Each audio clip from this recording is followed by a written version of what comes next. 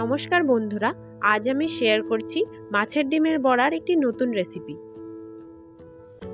প্রথমেই আমরা নিয়ে নিলাম আমাদের এই রেসিপির প্রধান উপকরণ মাছের ডিম। তারপরে দিয়ে দেব পরিমাণ মতো বেসন,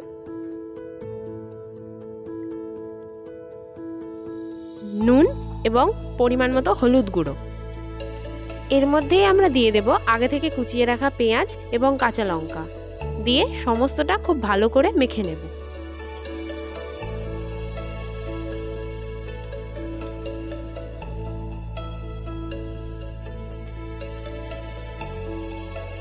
সমস্তটি খুব ভালো করে মেখে নেওয়ার পর একটা কড়াইতে আমরা সর্ষের তেল গরম করতে বসালাম।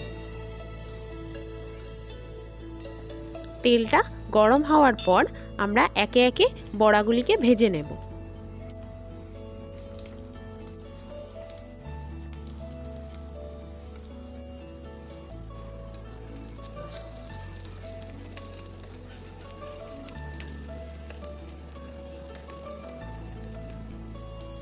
বড়াগুলি যখন লালচে হয়ে আসবে তখন একে একে বড়াগুলিকে তুলে নেব।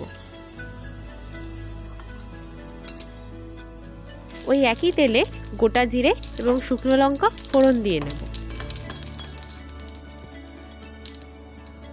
এর মধ্যে আমরা দিয়ে দিলাম কুচিয়ে রাখা পেঁয়াজ।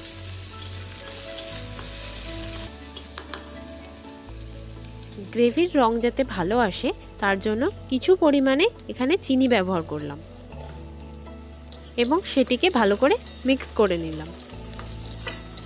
যখন পেঁয়াজের কালারটি একটু লালচে হয়ে আসবে তখন আমরা তার মধ্যে দিয়ে দেব কুচিয়ে রাখা টমেটো।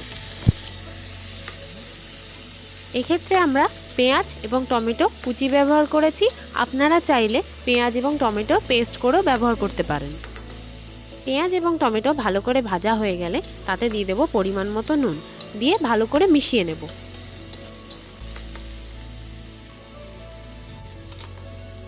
এখানে আমরা ব্যবহার করছি গ্রেট করা আদা এবং রসুন। আপনারা চাইলে এখানে আদা এবং রসুনের পেস্টও ব্যবহার করতে পারেন।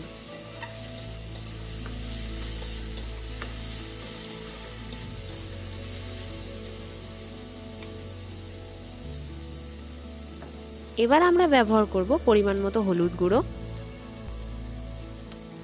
জিরে গুঁড়ো এবং সামান্য পরিমাণে জল দিয়ে মশলাটাকে কষিয়ে নেব যাতে মশলাটা কড়াইতে লেগে না যায়।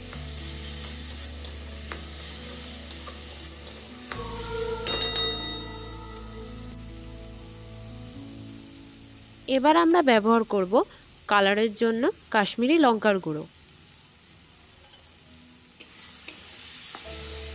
দিয়ে ভালো করে মিশিয়ে নেব।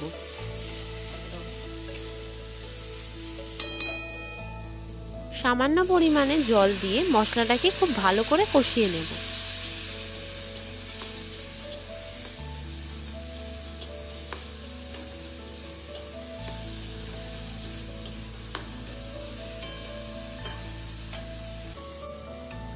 ঝালের জন্য এখানে আমরা ব্যবহার করেছি কিছু পরিমাণে কাঁচা লঙ্কা।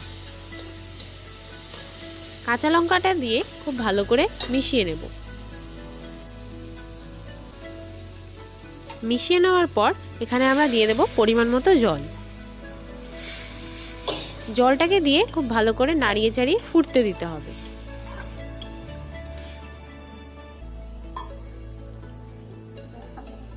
ঝোলটা ফুটে গেলে দিয়ে দেব আগে থেকে ভেজে রাখা মাছের ডিমের বড়াগুলো।